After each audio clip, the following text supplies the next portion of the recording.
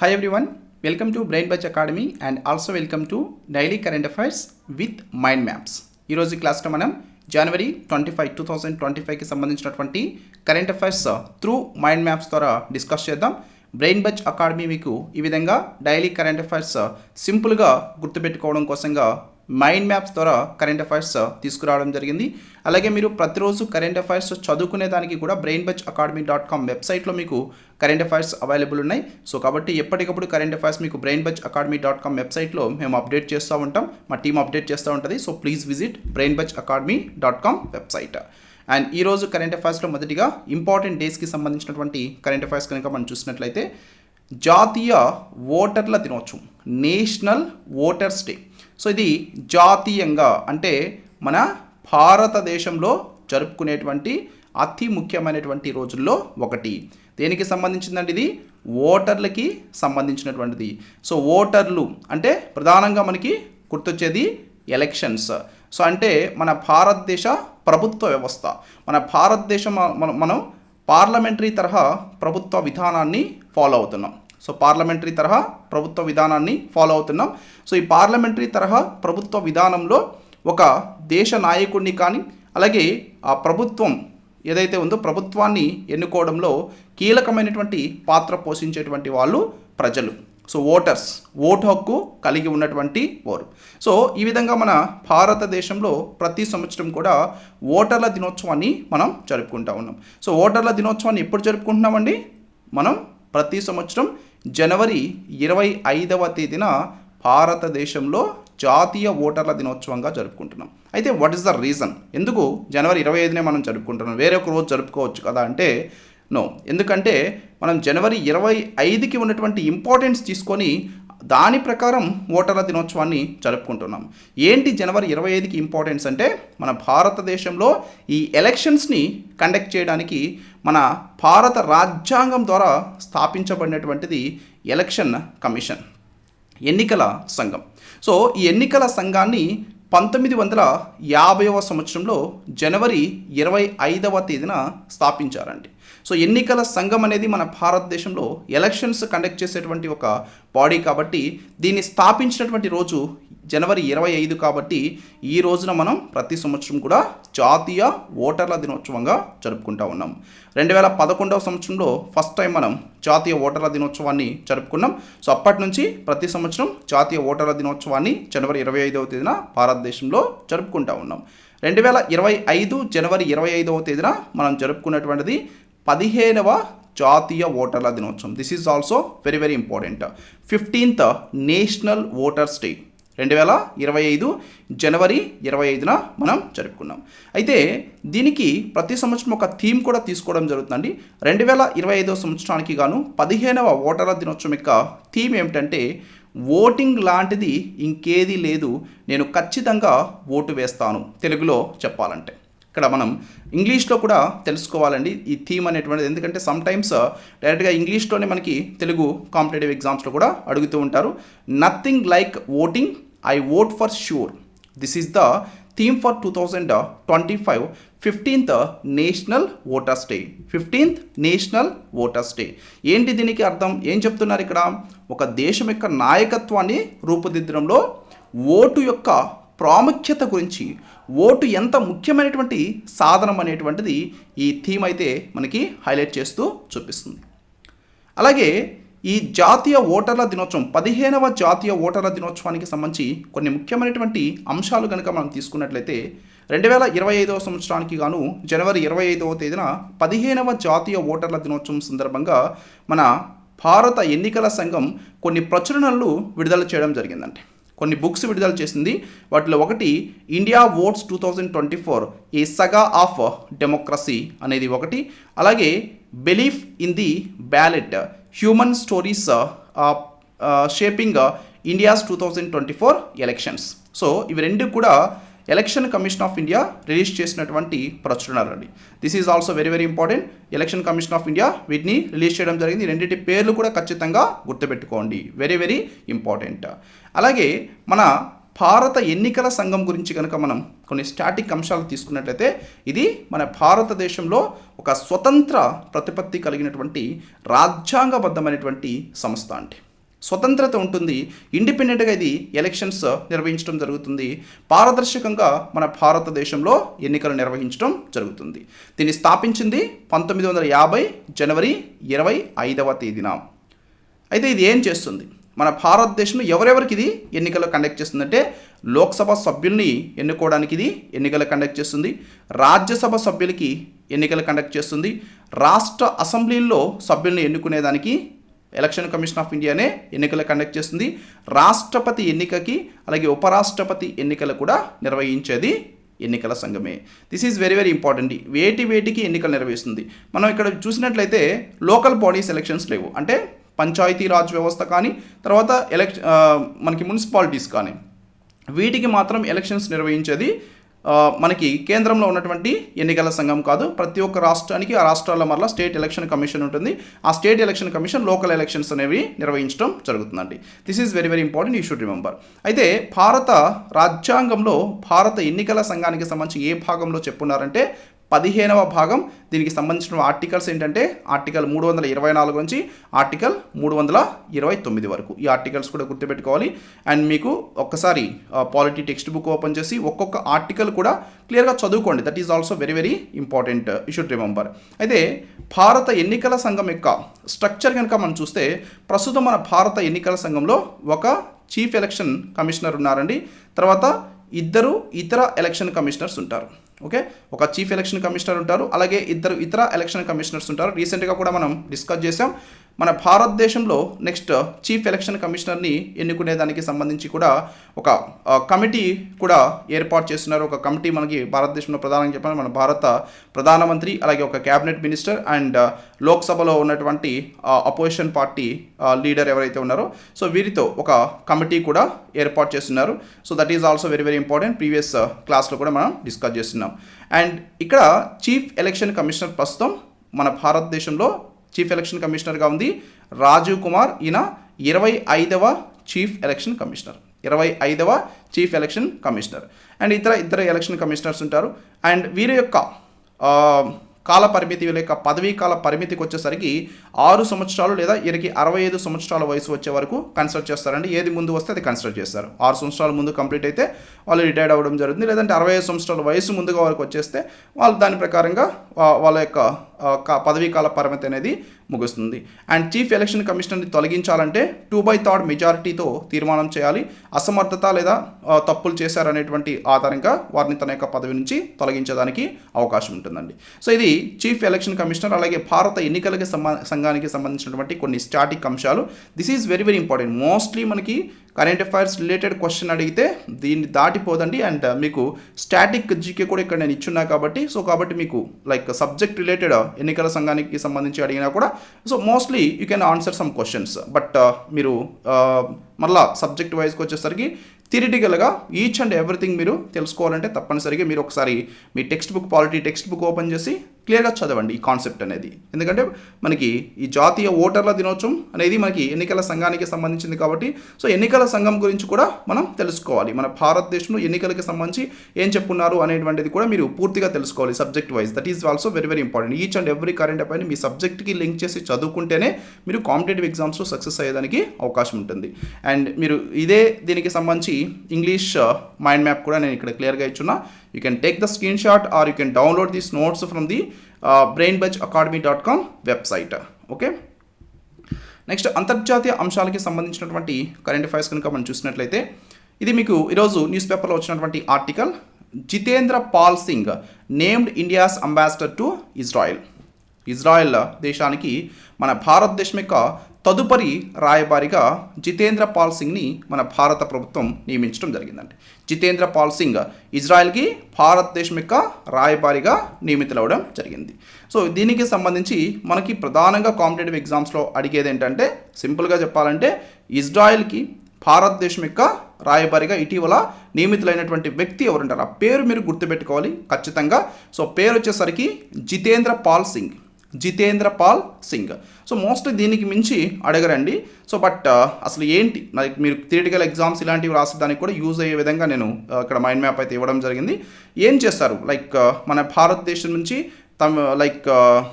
యుఎస్కి రాయబారి ఉంటారు, తర్వాత ఇతర దేశాలకి రాయబారి ఉంటారు. అలాగే ఇజ్రాయెల్ దేశానికి మన భారతదేశం యొక్క తదుపరి రాయబారిగా జితేంద్ర పాల్ సింగ్ని నియమించడం జరిగింది. సో వీరి యొక్క ప్రాముఖ్యత మనం చూస్తే భారత్ ఇజ్రాయెల్ సంబంధాన్ని బలోపేతం చేయడానికి, లైక్ వాణిజ్యంలో కానీ రక్షణలో కానీ మన భారతదేశానికి ఇజ్రాయెల్కి మధ్య సంబంధాలను ఇంకా బలోపేతం చేసేదానికి ఈ అపాయింట్మెంట్ అనేది, ఈ రాయబారులు అనే వాళ్ళు చాలా బాగా ఉపయోగపడతారు. అండ్ గాజా పునర్నిర్మాణ కార్యక్రమాల్లో కూడా ఈయన ఇప్పుడు భాగస్వామ్యం వహించడం జరుగుతుంది.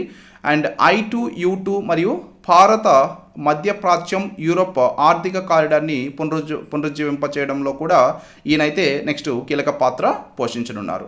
అండ్ రాయబారి జితేంద్ర పాల్ సింగ్ గురించి కొన్ని ముఖ్యమైనటువంటి అంశాలు.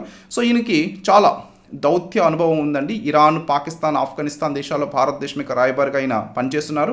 కీలక పరిస్థితుల్ని ఈయన నిర్వహించడం జరిగింది. పఠాన్ కోట్ కానీ అండ్ ఊడి దాడులు కానీ, సో ఇలాంటి వాటన్నిటిలో కూడా చాలా కీలకమైనటువంటి బాధ్యత ఈయన వహించడం జరిగింది. కాబుల్లో భారత మిషన్ పునరుద్ధరణలో ఈయన కీలక పాత్ర పోషించున్నారు. అండ్ భారత్ ఇజ్రాయెల్ సంబంధాలు 1992 నుంచి మన రెండు దేశాల మధ్య సంబంధాలు పెరుగుతూనే ఉన్నాయి. రక్షణలో కానీ, వ్యవసాయంలో కానీ, అలాగే సాంకేతిక రంగాల్లో కానీ భారతదేశానికి ఇజ్రాయెల్కి మధ్య సహాయ సహకారాలు అయితే ఎప్పటికప్పుడు మెరుగుపడుతూ వస్తూ ఉన్నాయి. ఇజ్రాయెల్లో భారతీయ వలస కార్మికుల సంఖ్యని కూడా ఇప్పుడు పెరుగుతూ ఉన్నాయి. లైక్ మన భారతదేశానికి వచ్చి పనిచేసేటువంటి వాళ్ళు కూడా పెరుగుతూ ఉన్నారు. ఇజ్రాయెల్ దేశంలోకి మన భారతదేశం నుంచి వెళ్ళి పనిచేసేటువంటి కార్మికుల సంఖ్య కూడా పెరుగుతూ ఉంది.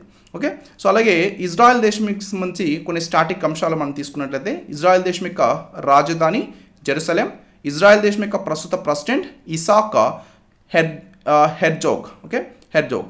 అండ్ ప్రధానమంత్రి వచ్చేసరికి బెంజమిన్ నేతన్యాహు. ఇజ్రాయెల్ దేశం యొక్క present prime minister Benjamin Netanyahu. And currency వచ్చేసరికి new shekel is the currency of Israel.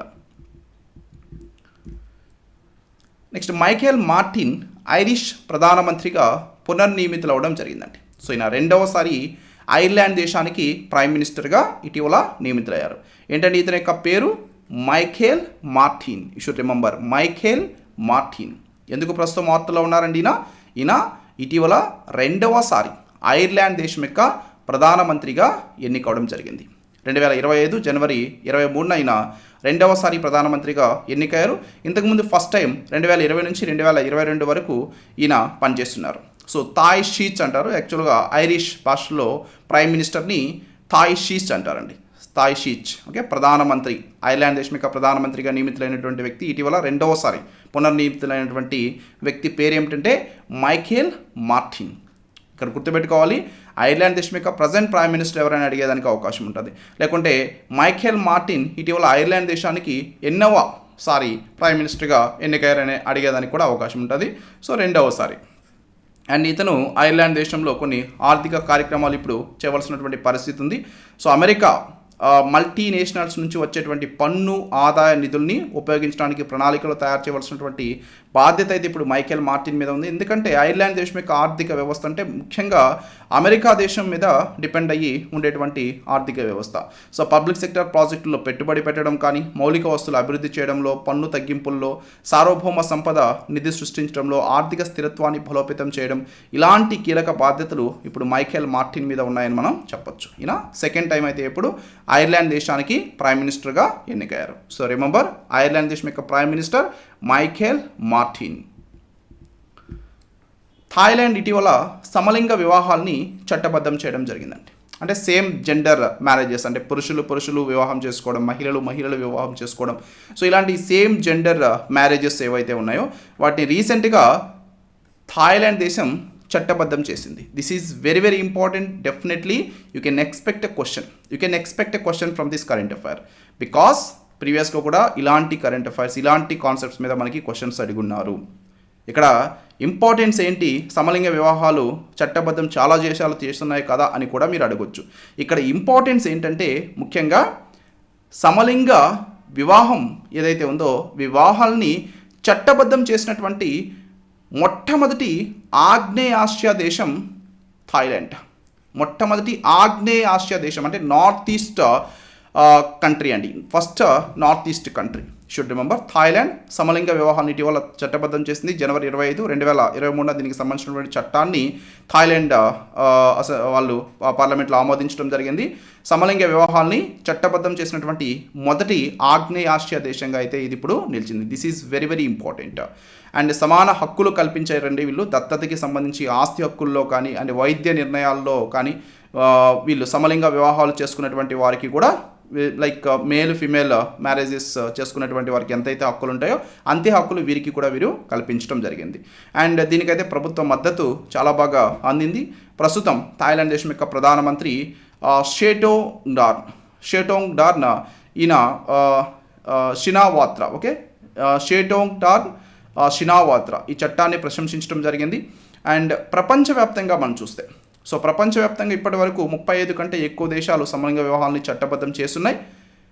అయితే మన భారతదేశం మాత్రం 2018 సంవత్సరంలో హోమోసెక్సువాలిటీ డీక్రిమినలైజ్ చేశారండి. హోమోసెక్సువాలిటీ అనేది ఇది క్రిమినల్ అయితే కాదు, డీక్రిమినలైజ్ చేశారు. కానీ సమలింగ వివాహాన్ని ఇప్పటివరకు మన భారతదేశంలో చట్టబద్ధం చేయలేదండి. అలాగే ఈ సమలింగ వివాహాల్ని చట్టబద్ధం చేసినటువంటి మొట్టమొదటి ఆసియా దేశం ఏంటి అని కూడా అడిగేదానికి అవకాశం ఉంటుంది. అంటే మన ఆసియా ఖండంలో మన భారతదేశం కూడా వన్ ఆఫ్ ది కంట్రీ కాబట్టి మొట్టమొదటి ఆసియా దేశం ఏంటంటే దట్ ఈస్ తైవాన్. 2019 సంవత్సరంలో ఈ సమలింగ వివాహాన్ని ఇది చట్టబద్ధం చేసినటువంటి తొలి ఆసియా దేశంగా నిలిచింది. రెండవ దేశం వచ్చేసరికి నేపాల్. బట్ నేపాల్లో వచ్చేసరికి కొన్ని జిల్లాల్లో మాత్రమే వీళ్ళు చట్టబద్ధత చేశారు, అన్నింటిలో దేశం మొత్తం చేయలేదండి. తొలి ఆసియా దేశం సమలింగ వివాహాన్ని చట్టబద్ధం చేసినటువంటి దేశం తైవాన్. 2019 సంవత్సరంలో.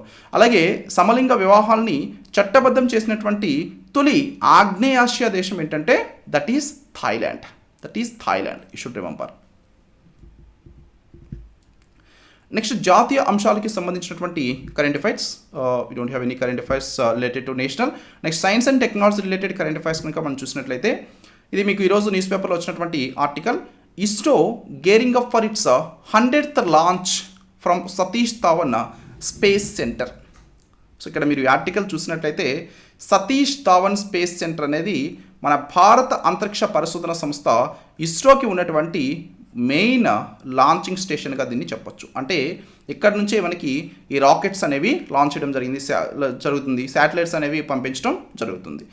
ఈ సతీష్ ధావన్ స్పేస్ సెంటర్ నుంచి ఇప్పటి వరకు 99 లాంచెస్ చేస్తున్నారండి. 99 లాంచెస్ చేస్తున్నారు.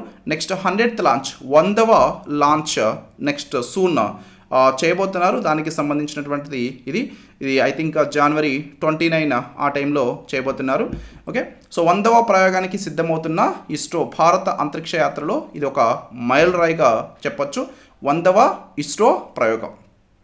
ఈ మిషన్ పేరు వచ్చేసరికి GSLV F-15 NVS-02. ఈ GSLV F-15 అనేది ఇక్కడ దీన్ని తీసుకెళ్లేటువంటి వెహికల్ అండి, రాకెట్ పేరు.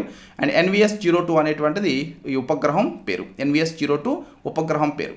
ఈ NVS-02 ఉపగ్రహం యొక్క లక్ష్యం ఏంటి, దేనికి సంబంధించినటువంటి ఉపగ్రహం అంటే this is the geosynchronous transfer ఆర్బిట్లో ప్రవేశపెట్టబడేటువంటి ఒక ఉపగ్రహం.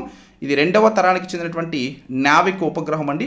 ఆధునిక నావిగేషన్ పేలోడ్లు దీంట్లో అమర్చి దీన్ని పంపిస్తున్నారు. L1, L5, S బ్యాండ్లు ఉండేటువంటి ఆధునిక నావిగేషన్ పేలోడ్స్ అయితే ఈ NVS-02 ఉపగ్రహంలో ఏర్పాటు చేసి దీన్ని అయితే కక్షలోకి పంపించబోతున్నారు. అండ్ స్వదేశీ మరియు ప్రాక్యోడ్ అటామిక్ క్లాక్స్ కూడా దీంట్లో ఉన్నాయి. అండ్ దీని యొక్క ప్రాధాన్యత మనం చూసినట్లయితే నావిగేషన్ విత్ ఇండియన్ కాన్స్టిట్యూషన్ని ఇది మెరుగుపరుస్తుంది. మన భారతదేశంలో నావిగేషన్కి ఇది చాలా బాగా ఉపయోగపడుతుంది. 2025 జనవరి 29న ఈ 100వ లాంచ్ని ఇస్రో ప్రయోగించాలనేటువంటి ఆలోచనలు అయితే ప్రస్తుతం ఉందండి. నావిక్ వ్యవస్థని కనుక మనం తీసుకుంటే, ఈ శాటిలైట్ వ్యవస్థని మనం చూసుకున్నట్లయితే భారత స్వతంత్ర నావిగేషన్ వ్యవస్థ ఇది PVT అంటే స్థానం వేగం సమయం ఏదైతే ఉందో ఈ స్థానం వేగం సమయం పొజిషన్ వెలాసిటీ టైంలో సర్వీసెస్ అందించేటువంటిది ప్రొవైడ్స్ PVT సర్వీసెస్. పొజిషన్కి సంబంధించి, వెలాసిటీకి సంబంధించి, టైంకి సంబంధించి చాలా బాగా సర్వీసెస్ అందించేటువంటి వ్యవస్థ ఇది. అండ్ భారతదేశం మరియు దానికి 1500 కిలోమీటర్ల పరిధిలో ఉన్నటువంటి ప్రాంతాలన్నింటికీ కూడా ఇది ఈ నావిగేషన్ సిస్టమ్ని ఇంకా మెరుగుపరుస్తుందండి. అండ్ స్టాండర్డ్ పొజిషనింగ్ సర్వీస్ కానీ అలాగే రెస్ట్రిక్టెడ్ సర్వీస్ ఇవన్నీ కూడా ఇది అందిస్తుంది. ఖచ్చితత్వం ఉంటుంది. అండ్ స్థాన నిర్వచనం ఉంటుంది, ఏ స్థానం అనేటువంటిది ఖచ్చితంగా మనం తెలుసుకోవచ్చు. మరియు సమయ సూచనలో అధిక ఖచ్చితత్వం అనేటువంటిది ఉంటుంది. టైం కూడా మనకి క్లియర్గా ఇది చూపిస్తుంది, నావిక్ వ్యవస్థ అనేది. సో దీనికి సంబంధించినటువంటి శాటిలైట్ NVS-02ని ఈ వీళ్ళు ప్రయోగించబోతున్నారు. అండ్ ఈ ప్రయోగంలో కీ ప్లేయర్స్గా నిలవబోయేటువంటి వాళ్ళు ఇస్రో, మన భారత అంతరిక్ష పరిశోధన సంస్థ. తర్వాత మరొకటి వచ్చేసి you are satellite centre. And launch వివరాలు కనుక మనం తీసుకున్నట్లయితే దీన్ని సతీష్ ధావన్ స్పేస్ సెంటర్లో 2వ లాంచ్ ప్యాడ్ నుంచి లాంచ్ చేయబోతున్నారు. దీన్ని తీసుకెళ్లేటువంటి వాహనం పేరు GSLV F-15. ఓకేనా, ఈ శాటిలైట్ని తీసుకెళ్లేటువంటి రాకెట్ పేరు GSLV F-15. అండ్ ఉపగ్రహ వేదిక 12K వేదిక. అండ్ భారం వచ్చేసరికి దీని యొక్క వెయిట్ 2250 కిలోగ్రాముల బరువు ఉండేటువంటి శాటిలైట్ ఇది, దీన్ని తీసుకెళ్ళబోతుంది. అండ్ మన భారత అంతరిక్ష పరిశోధన సంస్థకి సంబంధించి కొన్ని స్టాటిక్ అంశాలు ఇక్కడ మనం తీసుకుంటే, దీన్ని స్థాపించింది 1969 ఆగస్టు 15న. ఇంతకుముందు దీన్ని ఇన్కాస్పర్ అనేవాళ్ళు 1969 వరకు కూడా, ప్రస్తుతం అయితే ఇస్రో అని చెప్పేసి మనం పిలుస్తూ ఉన్నాం. అండ్ దీని యొక్క హెడ్ క్వార్టర్స్ కర్ణాటక యొక్క క్యాపిటల్ అయినటువంటి బెంగళూరులో ఉంటుందండి. ఇస్రో యొక్క హెడ్ క్వార్టర్స్ ఎక్కడ ఉంటుంది? బెంగళూరు. అండ్ ప్రస్తుతం దీని యొక్క చైర్మన్గా ఉన్నటువంటి వారు వి నారాయణన్. ఈయన ఇస్రోకి 11వ చైర్మన్. ఇటీవల ఈయన నియమితులు అవ్వడం జరిగింది. సో యూ షుడ్ రిమెంబర్ అండి, వి నారాయణన్ ప్రస్తుతం ఇస్రో యొక్క చైర్మన్. డెఫినెట్లీ మీకు నెక్స్ట్ క్వశ్చన్ వచ్చేదానికి అవకాశం ఉంటుంది. రీసెంట్గా ఈయన ఇస్రోకి చైర్మన్గా నియమితులయ్యారు కాబట్టి this is also very very important. Next అవార్డులు మరియు రివార్డులకి సంబంధించినటువంటి కరెంట్ అఫైర్స్. పద్మ అవార్డులు 2025 సంవత్సరానికి గాను పద్మ అవార్డ్స్ని అనౌన్స్ చేయడం జరిగిందండి. పద్మ అవార్డ్స్. సో ఇవి యాక్చువల్గా ఎవ్రీ ఇయర్ మనకి రిపబ్లిక్ డే అవుతుంది. రిపబ్లిక్ డేకి ముందు రోజున ఈ పద్మ అవార్డ్స్ని అనౌన్స్ చేయడం అనేటువంటిది ఒక ఆచారంగా మన భారతదేశంలో వస్తూ ఉంది. పద్మ అవార్డ్స్ అంటే దీంట్లో 3 రకాలైనటువంటి అవార్డ్స్ ఉంటాయి. ఒకటి వచ్చేసి పద్మ విభూషణ్ ఒకటి, ఇది మన భారతదేశంలో 2వ అత్యున్నత పౌర పురస్కారం. అలాగే మరొకటి పద్మభూషణ్ అనేది మన భారతదేశంలో 3వ అత్యున్నత పౌర పురస్కారం. అండ్ మరొకటి వచ్చేసి పద్మశ్రీ అనేది భారతదేశంలో 4వ అత్యున్నత పౌర పురస్కారం. అండ్ మన భారతదేశంలో అత్యున్నత పౌర పురస్కారం ఏంటంటే దట్ ఈస్ భారతరత్న. ఓకేనా. సో ఇప్పుడు ఈ పద్మవిభూషణ్, పద్మశ్రీ అవార్డు విజేతలను అయితే అనౌన్స్ చేయడం జరిగింది. పద్మ పురస్కారాలు 2025 భారత రాష్ట్రపతి ద్వారా ఈ అవార్డులని ప్రదానం చేశారండి. ఇది రిపబ్లిక్ డే రోజున ప్రదానం చేయడం జరుగుతుంది. దీంట్లో ముఖ్యంగా 3 విభాగాలు లైక్ పద్మ అవార్డులు అంటే, ఒకటి పద్మవిభూషణ్ 2వ అత్యున్నత పౌర పురస్కారం, పద్మభూషణ్ 3వ అత్యున్నత పౌర పురస్కారం, పద్మశ్రీ 4వ అత్యున్నత పౌర పురస్కారం. అండ్ మన భారతదేశంలో వేరువేరు రంగాల్లో, అలాగే ప్రపంచవ్యాప్తంగా వేరువేరు రంగాల్లో అసాధారణమైనటువంటి ప్రతిష్టాత్మక సేవల్ని చేసినటువంటి వారు ఎవరంటారు, వారిని గుర్తించి వారికి ఈ అవార్డ్స్ని ప్రదానం చేస్తారండి. కేవలం భారతీయులకి కాకుండా విదేశీయులకి కూడా ఇచ్చేటువంటి అవార్డ్స్గా వీటిని చెప్పచ్చు. అండ్ ఈ అవార్డులు ఈ సంవత్సరానికి 2025 సంవత్సరానికి కానీ మొత్తం 139 అవార్డులు వీళ్ళు ఇచ్చారు. వాటిలో 7 పద్మవిభూషణ్ అవార్డులు ఉన్నాయి. అలాగే 19 పద్మవిభూషణ్ అవార్డులు, 113 పద్మశ్రీ అవార్డులు ఇచ్చారు. సో మీరు ఇక్కడ చూస్తే ఈ సంఖ్య మీరు ఇన్ని గుర్తుపెట్టుకోవడం అనేది డెఫినెట్లీ మనకి పాసిబుల్ కాదు, బట్ మీరు చదవాలి. బట్ వీటిల్లో మెయిన్గా అట్లీస్ట్ ఈ 7 and 19 అంటే పద్మభూషణ్ అవార్డులని గుర్తుపెట్టుకోండి. తర్వాత పద్మశ్రీ అవార్డులో ముఖ్యంగా మన తెలుగు పీపుల్ కానీ, అలాగే కొంతమంది ఇంపార్టెంట్ పర్సనాలిటీస్ ఉంటారు ఇంకా దీంట్లో బాగా ప్రాముఖ్యత కలిగినటువంటి వారు. సో అలాంటి వారిని కొన్ని నేమ్స్ అయితే గుర్తుపెట్టుకోండి, సరిపోతుంది. ఓకేనా. సో ఈ లిస్ట్ అయితే నేను కంప్లీట్గా ఇక్కడ మీకు మైండ్ మ్యాప్లో ఇవ్వలేను కాబట్టి ఈ లిస్ట్ మొత్తం మీకు brainbuzzacademy.com వెబ్సైట్లో 2025 జనవరి 25 కరెంట్ అఫైర్స్లో నేను చాలా క్లియర్గా ఇచ్చున్నాను. So please go through that. And ఈ అవార్డులో మహిళలు 23 మంది ఉన్నారు, విదేశీయులు, non residential Indians, persons of Indian origin, overseas citizens of India వీళ్ళకు 10 మంది ఉన్నారు. మరణానంతం అవార్డును పొందినటువంటి వారు 13 మంది ఉన్నారు. వీరిలో పద్మ విభూషణ్ అవార్డులని పొందినటువంటి కొంతమంది ముఖ్య వ్యక్తులు నేను ఇక్కడ ఇచ్చాను. దువ్వూరు నాగేశ్వర్ రెడ్డి మెడిసిన్లో ఈయన పొందారు. తర్వాత జగదీష్ సింగ్ కేహర్ పబ్లిక్ అఫైర్స్ కేటగిరీలో ఈయన అవార్డు పొందడం జరిగింది. అండ్ కుముదిని లఖియా కళల కేటగిరీలో అవార్డుని పొందారు. కొంతమంది ఇచ్చారు, నేను మొత్తం 7 ఉంటే వాళ్ళు కొంతమంది మాత్రమే ఇక్కడ ఇచ్చారు. బట్ మీరైతే చదవండి డెఫినెట్లీ మన brainbuzzacademy.com వెబ్సైట్ నుంచి ఈ లిస్ట్ మొత్తం ఒకసారి చదవండి. అండ్ పద్మభూషణ్కి వచ్చేసరికి అనంతనాగ్కి ఇచ్చారు, పిఆర్ శ్రీజేష్కి ఇచ్చారు, అండ్ శేఖర్ కపూర్కి ఇచ్చారు. వాళ్ళు ఏ రంగాల్లో వీరికి ఇచ్చారు అనేటువంటిది కూడా ఇచ్చారు. అలాగే పద్మశ్రీ అవార్డులకు వచ్చేసరికి హర్విందర్ సింగ్, ఈయనకి పారా ఆర్చర్ హర్విందర్ సింగ్కి ఇచ్చారు. తర్వాత Neeraj Bhatla cervical cancer specialist వీరికి ఇచ్చారు.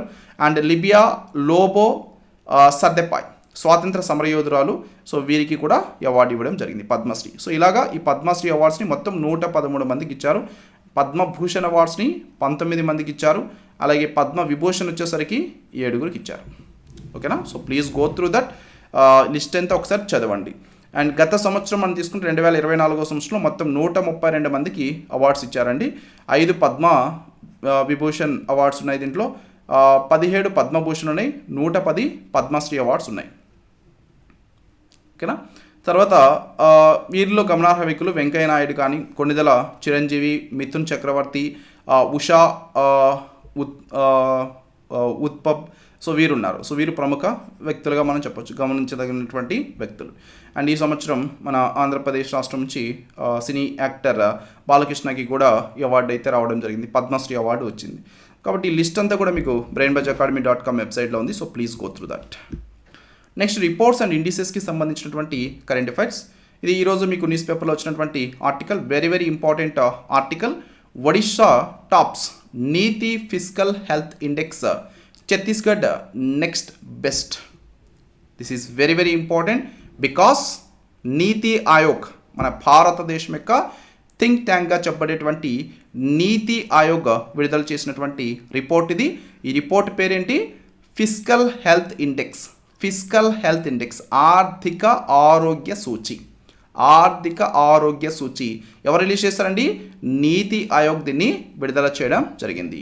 నీతి ఆయోగ్ ఆర్థిక ఆరోగ్య సూచి 2022-23 సంవత్సరానికి గాను ఇటీవల విడుదల చేయడం జరిగింది. This is the first time నీతి ఆయోగ్ ఈ విధంగా ఆర్థిక ఆరోగ్య సూచిని విడుదల చేయడం ఫస్ట్ టైం. అయితే ఏంటి అసలు, దేనికి సంబంధించి, ఎందుకు అసలు దీన్ని రిలీజ్ చేశారు, దీంట్లో ఏం చెప్పున్నారు? దీని యొక్క ప్రధానమైనటువంటి ఉద్దేశం ఏంటంటే మన భారతదేశంలో ఉన్నటువంటి రాష్ట్రాల యొక్క ఆర్థిక పనితీరు ఎలా ఉంది, అవి ఎంత స్థిరత్వాన్ని కలిగి ఉన్నాయనేది ఈ సూచీలో నీతి ఆయోగ్ అంచనా వేయడం జరిగింది. దీంట్లో ప్రధానంగా ఈ రాష్ట్రాన్ని పరిపాలించేటువంటి పాలనాధికారుల బలాలు, మెరుగుదల అవసరాలని గుర్తించడంలో సహాయపడేటువంటి నివేదికగా దీన్ని మనం చెప్పొచ్చు.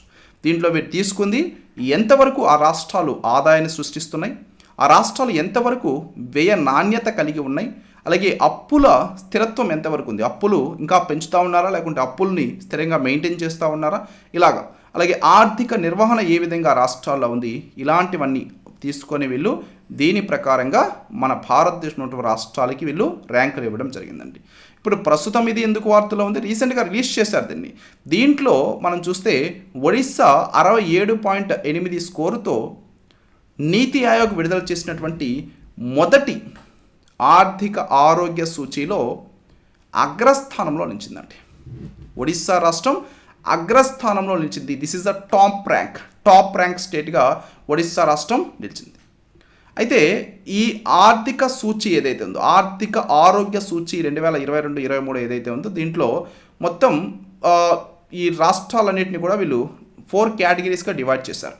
వర్గీకరణ 4 విధాలుగా వర్గీకరించారు. వాటిలో కొన్ని అచీవర్స్ స్టేట్స్ అని చెప్పేసి అనౌన్స్ చేశారు, విజేత రాష్ట్రాలు. దీంట్లో ఒడిస్సా 1, ఛత్తీస్గఢ్, జార్ఖండ్, గుజరాత్ రాష్ట్రాలు ఉన్నాయి. అండ్ ఇవి ఓవరాల్గా ఏ ర్యాంక్ సాధించాయనేటువంటిది కూడా నేను ఇచ్చాను. ఒడిస్సా మీరు చూస్తే ఇక్కడ ఫస్ట్ ర్యాంక్ సాధించింది, ఛత్తీస్గఢ్ 2వ స్థానంలో ఉంది, అండ్ సెకండ్ బెస్ట్ స్టేట్ అన్నట్టు మన భారతదేశంలో. అలాగే 3వ స్థానం వచ్చేసరికి గోవా, 4 జార్ఖండ్. ఈ విధంగా మీకు ర్యాంక్స్ కూడా ఇచ్చున్నాయి, you can go through that.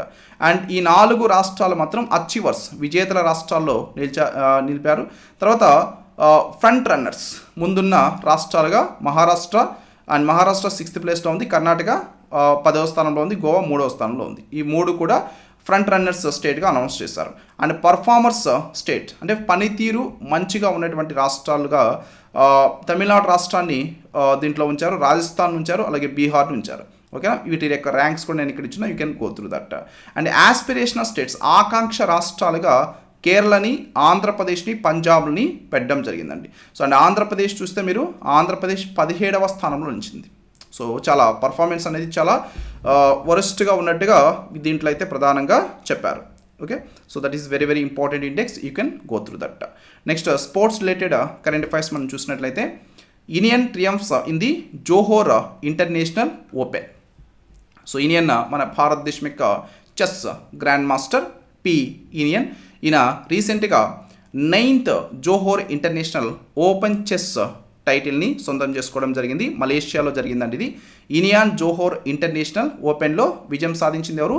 P ఇనియన్, మన భారతదేశం యొక్క గ్రాండ్ మాస్టర్. జోహర్ ఇంటర్నేషనల్ ఓపెన్ మలేషియాలో దీన్ని నిర్వహించడం జరిగింది.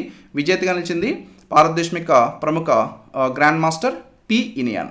రెండవ స్థానంలో వచ్చేసరికి విఎస్ రాహుల్ నిలిచారు. వీరు కూడా భారతదేశానికి చెందినటువంటి చెస్ ప్లేయర్. మూడవ స్థానంలో బోలీ నిలిచారు. వీరు చైనా దేశానికి చెందినటువంటి చెస్ ప్లేయర్. నెక్స్ట్ టోర్నమెంట్ వివరాలు మనం చూస్తే ఈవెంట్ జోహోర్ ఇంటర్నేషనల్ ఓపెన్ 9వ ఎడిషన్ 2025 సంవత్సరంలో నిర్వహించినటువంటిది. మొత్తం 9 రౌండ్ల టోర్నమెంట్ అనేది 2025 జనవరి 23న ఈ టోర్నమెంట్ ముగిసింది. దీంట్లో 84 మంది పార్టిసిపేట్ చేశారు. 8 దేశాల నుంచి 24 టైటిల్ పొందినటువంటి ఆటగాళ్ళు అయితే దీంట్లో ఉన్నారు. ఓకేనా. సో మన భారతదేశానికి చెందినటువంటి గ్రాండ్ మాస్టర్ పి ఇనియన్ జోహోర్ ఇంటర్నేషనల్ ఓపెన్లో విజేతగా నిలవడం జరిగింది. నెక్స్ట్ వన్, ఇప్పుడు ఇంటర్నేషనల్ క్రికెట్ కౌన్సిల్ 2024 సంవత్సరానికి గాను అనేక రకాలైనటువంటి అవార్డ్స్ని ఇక్కడ అనౌన్స్ చేస్తూ ఉంది. దాంట్లో ఐసీసీ పురుషుల T20 international cricketer of the ఇయర్గా మన భారత క్రికెటర్ హర్షదీప్ సింగ్ నిలిచారండి. Harshdeep Singh, this is very very important. And complete awards కూడా మనం కొన్ని అవార్డ్స్ ఇప్పటివరకు అనౌన్స్ చేస్తున్నారు. అవార్డ్స్ కూడా నెక్స్ట్ క్లాస్లో క్లియర్గా మనం చూద్దాం. ఓకే, ఐసీసీ పురుషుల T20 cricketer of the year అవార్డుని పొందినటువంటి వారు, T20 international cricketer of the year అవార్డుని పొందినటువంటి వారు ఎవరు? విజేత Harshdeep Singh. ICC T20 international team of the ఇయర్ని కూడా అనౌన్స్ చేయడం జరిగింది. టీమ్ ఆఫ్ ది ఇయర్ వచ్చేసరికి మన భారతదేశం నుంచి ఈ టీంలో ఉన్నటువంటి వారిని ఇచ్చారు. అంటే మొత్తం మనం క్రికెట్ తీసుకుంటే 11 మంది ఉంటారు టీంలో. ఈ 11 మందిలో మన భారతదేశం రోహిత్ శర్మ కెప్టెన్గా ఐసీసీ అనౌన్స్ చేసింది. తర్వాత దీంట్లో ఉన్నటువంటి మన భారతదేశానికి సంబంధించిన క్రికెటర్ రోహిత్ శర్మ ఒకరు, అలాగే Jasprit Bumrah, Hardik Pandya, Harshdeep Singh. So Rohit Sharma captain and వీరు ముగ్గురు కూడా దీంట్లో ప్లేయర్స్ అన్నట్లు. సో మొత్తం మన భారతదేశం నుంచే ఈ T20 international team of the ఇయర్లో 4 స్థానాలు దక్కాయి. సో మిగతా 4 పోతే మిగతా ఎంతమంది? 7 మెంబర్స్, రైట్. సో ఈ 7 మెంబర్స్ ఇక్కడ లిస్ట్ అయితే నేను ఇచ్చిన ఇమేజ్లో క్లియర్గా you can go through that, right. Here you can see Rohit Sharma captain, తర్వాత Travis Head one of the player, and Phil Salt, Babar Azam, తర్వాత నికోలస్ పూరన్, సికందర్, హార్దిక్ పాండ్యా మన భారతదేశం నుంచి, రషీద్ ఖాన్ ఆఫ్ఘనిస్తాన్ నుంచి, అలాగే వనిందు హసరంగా శ్రీలంక నుంచి, జాస్ప్రీత్ బుమ్రా, హర్షదీప్ సింగ్ వీళ్ళిద్దరు కూడా భారతదేశం నుంచి. So this is the ICC men's T20 international team of the year అండి. సో ఇక్కడ ఇండియన్స్ పేర్లు అయితే గుర్తుపెట్టుకోండి. మనకి క్రికెట్ తెలిసినటువంటి వాళ్ళైతే సింపుల్గా అందరి పేర్లు గుర్తుపెట్టుకుంటారు, కానీ తెలియనటువంటి వాళ్ళకి డెఫినెట్లీ కొద్దిగా టఫ్గానే ఉంటుంది. బట్ అట్లీస్ట్ ఇండియన్ ప్లేయర్స్ని అయితే గుర్తుపెట్టుకోండి. అండ్ ఈయన హర్షదీప్ సింగ్ తీసుకుంటే, హర్షదీప్ సింగ్ ఐసీసీ పురుషుల T20 international cricketer of the ఇయర్గా నిలిచారండి. ఈయన 36 వికెట్లు తీశారు 18 మ్యాచ్ల్లో. సో ఈయన సాధించినటువంటి ఈయన యొక్క ప్రదర్శనగా ఇది చెప్పొచ్చు 2024లో. సో బట్ ఈ ప్రదర్శన అంతా మనం గుర్తుపెట్టుకోవాల్సిన అవసరం లేదు, కానీ బట్ యూ షుడ్ రిమెంబర్ ఇతను విజేత. అలాగే ఐసీసీ అంతర్జాతీయ cricket council, international cricket council దీన్ని స్థాపించింది 1909 June 15. Headquarters United Arab ఎమిరేట్స్లోని దుబాయ్లో ఉంటుంది. అండ్ ప్రస్తుతం ఐసీసీ యొక్క చైర్మన్గా ఉంది జైషా, మన భారతదేశానికి చెందినటువంటి వాడు. He is the youngest chairman of International cricket Council. And ICC యొక్క ప్రజెంట్ సీఈఓగా ఉంది జియోఫ్ అలార్డైస్, ఆస్ట్రేలియా దేశానికి చెందినటువంటి వ్యక్తి. నెక్స్ట్ ఆస్ట్రేలియన్ ఓపెన్ 2025 మహిళల సింగిల్స్ విజేతగా మ్యాడిసన్ కీస్ నిలిచారండి. Madison Keys very very important. 2025 Australian open మహిళల సింగిల్స్ విజేత ఎవరంటే దట్ ఈస్ మ్యాడిసన్ కీస్. ఈమె అమెరికా దేశానికి చెందినటువంటి ప్లేయర్ అండి.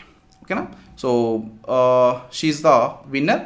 అండ్ ఆర్యనా సబాలెన్కాను ఓడించి ఈమైతే విజేతగా నిలిచారు. సో ఆర్యనా సబాలెన్కా దీంట్లో రన్నరప్గా నిలిచినటువంటి వ్యక్తి. ఇది మ్యాడిసన్ కీస్కి మొదటి గ్రాండ్ స్లామ్ టైటిల్ అండి. ఈమె కెరీర్లోనే సాధించినటువంటి first grand slam title.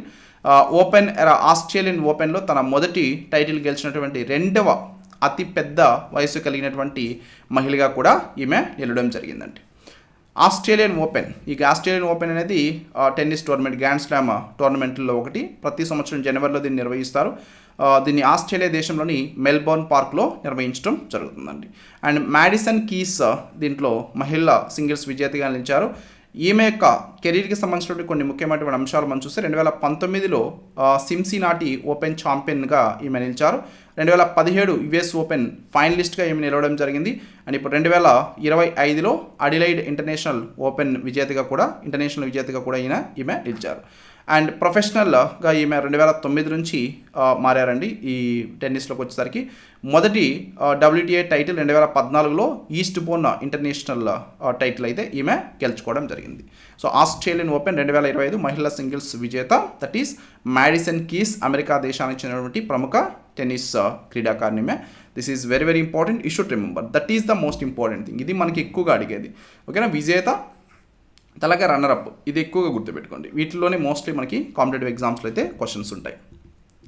So ఇవి జనవరి 25, 2025కి సంబంధించి some most important current affairs with mind maps.